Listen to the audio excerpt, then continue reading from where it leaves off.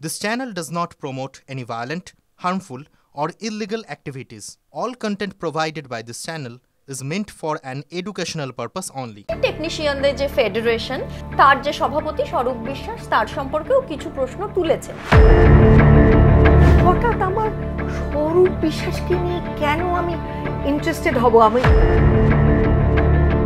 আমি কোনো কারণ ঘটেনি ইন্টারেস্টেড হওয়ার। কে ভদ্রলোক কে? তখন বললো যে স্বরূপ বিশ্বাস। আমি বললাম তার পরিচয়টা কি? বললো অরূপ বিশ্বাসের ভাই। আমি টলিউডের সঙ্গে কোনোদিনই খুব নিবিড়ভাবে সমস্ত নিটিগ্রিটির সঙ্গে যুক্ত নই।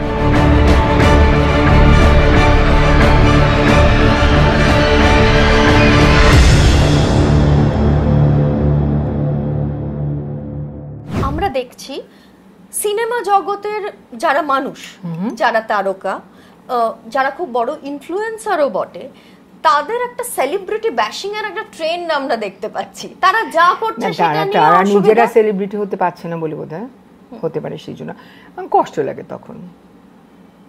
মানে তারা যদি কিছু করে তাহলেও অসুবিধা, যদি না করে তাহলেও অসুবিধা। এইটাকে আপনি কিভাবে দেখছেন? এটা কি সত্যি একটা ট্রেন্ড? আমি জানি না, ফেসবুকে এইসব নানা রকম হচ্ছে, বুঝলে।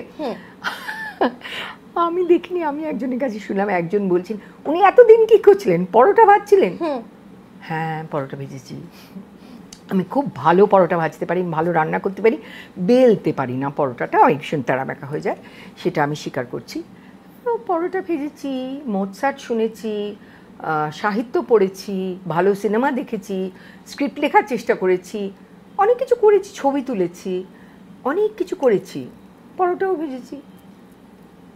আচ্ছা, আমি আরেকটা জিনিস যেটা জানতে চাই সেটা হচ্ছে আরজিকর কাণ্ডটা যখন হলো, সেইটার পরেই আমরা দেখলাম যে টলিউডে যে কাজের পরিবেশ সেটা নিয়েও নানা রকম অভিযোগ উঠে এসছে। সেটা মহিলাদের সুরক্ষার ব্যাপার নিয়েও সেখানে অনেক রকম প্রশ্ন চিহ্ন তো এসেইছে, এবং তার পাশাপাশি টেকনিশিয়ানদের যে ফেডারেশন তাদের যে কর্মপদ্ধতি সেটা নিয়েও প্রশ্ন এসছে, এবং আপনি তার যে সভাপতি স্বরূপ বিশ্বাস তার সম্পর্কেও কিছু প্রশ্ন তুলেছেন। এই যে টলিউডে কাজের পরিবেশটা, মহিলাদের সুরক্ষার যে দিকটা, যেটা নিয়ে আজকে এত সমালোচনা হচ্ছে, এই সমালোচনা করতেও কি কোথাও দেরি হলো? না, শোনো, ব্যাপারটা কি জানো তো, আমি টলিউডের সঙ্গে খুব, যদিও আমি সবচেয়ে বয়োজ্যেষ্ঠ পরিচালক ওখানে, কিন্তু আমি টলিউডের সঙ্গে কোনোদিনই খুব, যখন অভিনয় করেছি তখন ছাড়া, তারপর আমি অনেক বাদে ছবি করি, তো খুব নিবিড়ভাবে সমস্ত নিটিগ্রিটির সঙ্গে যুক্ত নই। দেখো, আমি যখন ছবি করি মূলত আমার হচ্ছে ক্রিয়েটিভ দিকটাই দেখা আমার কাজ। এমন আমাকে ধরো এসে বলে যে শোনো আমাকে দিদি, আমাদের কিন্তু দুজন নিতে হবে অ্যাসিস্ট্যান্ট, তুমি যাদের চাও তাদের পাচ্ছ, তাছাড়া দুজন নিতে হবে, নিয়ম ফেডারেশন। কি করবো, তো এত বাজেট বেড়ে যাবে না? না, বাজেটে কুলিয়ে যাবে, তোমাকে ওসব ভাবতে হবে না। এমনকি প্রযোজক নিজে, দিদি আপনি ছবিটা মন দিয়ে করুন তো, আপনাকে এসব ভাবতে হবে না, এসব আমরা দেখছি। আমি ছেড়ে দিয়েছি। আমি আমার 2-3 জন যে ট্রাস্টেড যারা অ্যাসিস্ট্যান্ট তাদের পেয়েছি, তাদের নিয়ে। দেখো, বিশ্বাস করো যে ক্রিয়েটিভ দিকটার জন্য প্রচুর কাজ থাকে। হঠাৎ আমার স্বরূপ বিশ্বাসকে নিয়ে কেন আমি ইন্টারেস্টেড হব? আমি কোনো কারণ ঘটেনি ইন্টারেস্টেড হওয়ার, জানবারও কোনো কারণ ঘটেনি। যদি আমি রেগুলারলি বছর ছবি করতাম তাহলে হয়তো জানতে পারতাম। আমি যদি আমাদের ইন্ডাস্ট্রির সকলের সম্বন্ধে আমার খুব স্নেহের ভাব আছে, কিন্তু তাদের সঙ্গে যদি রেগুলার দেখা সাক্ষাৎ হতো, তারা হয়তো বলতো যে টিনাদি দেখো স্বরূপ বিশ্বাস এরকম করছে, ওরকম করছে, তাহলে হয়তো জানতে পারতাম। সেগুলো খুব একটা হয় না। আমি অনেকটা সময় কলকাতার বাইরে থাকি, আমি শান্তিনিকেতনে থাকি, বিদেশে থাকি। কিন্তু এইবার যখন আপনি এবার বলি আমি তোমাকে কি হলো, আমি না কতগুলো টুকরো খবর পাচ্ছিলাম। হঠাৎ একজন পরিচালক আমি বলছে যা তা হচ্ছে একটা কি এরকম ফেডারেশন থেকে। তা বললাম কে এই ভদ্রলোক কে? তখন বললো যে স্বরূপ বিশ্বাস। তার পরিচয় আমাকে, আমি বললাম তার পরিচয়টা কি? বললো অরূপ বিশ্বাসের ভাই। অরূপ বিশ্বাস টিএমসির একজন মিনিস্টার। আচ্ছা, আমার অজ্ঞানতা যে আমি স্বরূপ বিশ্বাসের সম্বন্ধে বিশদে কিছু জানতাম না। কিন্তু যখন এগুলো ঘটলো, তারপরে ফেসবুকে 2-1টা দেখতে পাচ্ছি যে এরকম হচ্ছে, স্বরূপ বিশ্বাসের নাম কিন্তু কেউ করেনি। তারপর একজন জনৈক পরিচালক, আমি নাম করতে চাই না, তিনি আমাকে ফরওয়ার্ড করলেন কতগুলো চিঠি। একজন হেয়ারড্রেসার মেয়ে, তাকে ব্যক্তিগতভাবে আমি চিনি না, কিন্তু তার সম্বন্ধে আমি জানলাম কারণ আমি ওই WFSW+ যে মানে আমরা যেটা একটা ফোরাম তৈরি করেছি, সেই ফোরামের একজন সক্রিয় সদস্য। কারণ এটা আমি বহুদিন ধরেই শুনছি যে নানান রকম যৌন হেনস্থা, তারপরে আমি নিজের সময়েও দেখেছি, আমি যখন অভিনেত্রী ছিলাম তখনও আমি দেখেছি খুব নামকরা একজন মানে আমাদের অ্যাক্ট্রেস, তাকে আমি ছুটকি দি বলে ডাকতাম, তাকে মানে দিচ্ছে না, টাকাটা দিচ্ছে না, যেটা টাকাটা দেওয়ার কথা, মানে টাকাটা নাকের সামনে ইয়ে করছে, দরজা সরিয়ে নিচ্ছে। আমার এত খারাপ লেগেছিল, আমি বললাম পরের দিন থেকে তুমি শুটিংয়ে আসবে না, এবং আমি শুটিং করবো না যতক্ষণ না ওর টাকাটা দেওয়া হচ্ছে। এইভাবে আমরা প্রতিবাদ করেছি। আমি শুনেছি যে মুনমুনও করেছে দু একবার, আমরা এইভাবে করেছি, কিন্তু আমাদের ঠিক ফেডারেশনের সঙ্গে কিছু করতে হয়নি। তো এইবারই যখন আমি শুনলাম যে বহুবার নাকি অনেক মেয়েদের, এখন আমাকে কেউ সাহস করেনি করতে, আমি একটা হয়তো প্রিভিলেজ পজিশন থেকে এসেছি, চিত্রায়ন দাশগুপ্তর মেয়ে, সত্যজিৎ রায় আমাকে প্রথম ইন্ট্রোডিউস করেছেন, যে কোনো কারণেই হোক আমাকে বিশেষ বিরক্ত কেউ করেনি।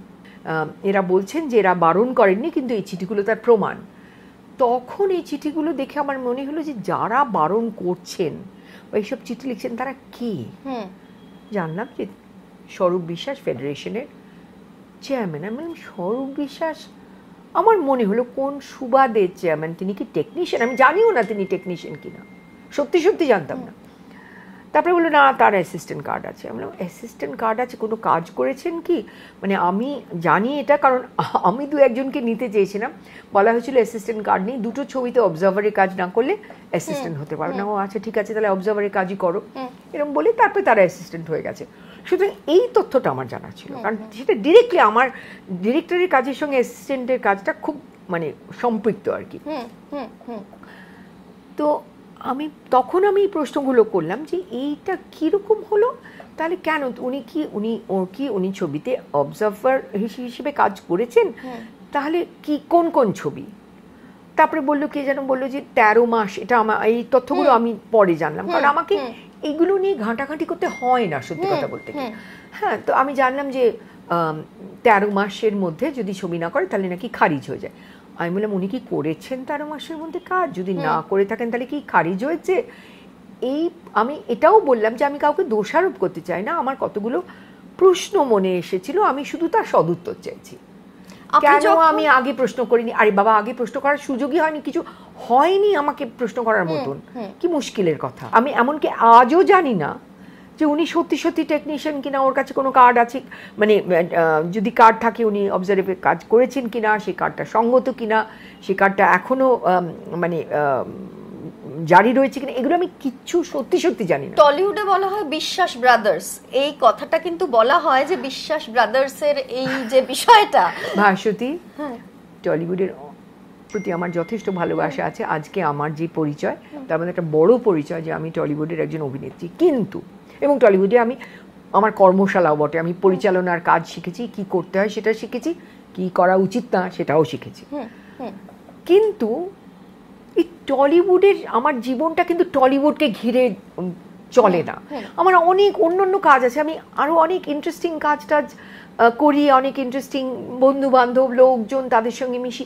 আমি কিন্তু রেগুলার বেসিসে যে টলিউডের সঙ্গেই শুধু মিশি তা নয়। তার মধ্যে কিছু কিছু মানুষ আছেন টলিউডে, টলিউড কথাটা ভালো লাগছে না গো, বাংলা ফিল্ম ইন্ডাস্ট্রি। হ্যাঁ, বাংলা ফিল্ম ইন্ডাস্ট্রিতে কিছু কিছু মানুষ আছেন যাদের সঙ্গে আমার অনেক ঘন ঘন দেখা হয়, কিন্তু তারা কেউ, যেমন আমি একটা উদাহরণ দিচ্ছি, শ্রীজাত, কিংবা ধরো পরমব্রত ছবিতে কাজ করতে গিয়ে পরমব্রত বা সুদেষ্ণা রায়, কিন্তু তারা কেউ এসে আমার সঙ্গে এইসব আলোচনা করে না। অনেক ইন্টারেস্টিং আলোচনা হয়, কিন্তু এইসব নিয়ে কখনো আলোচনা হয়নি। হয়তো ওরা ভেবেছেন যে রিনাদিকে এগুলো নিয়ে মাথা ঘামাতে হবে কেন, মানে মানে ওর তো কোনো দরকার নেই এগুলো নিয়ে মাথা। এখন দরকার হলো বলে ঘামাচ্ছি, it's as simple as that.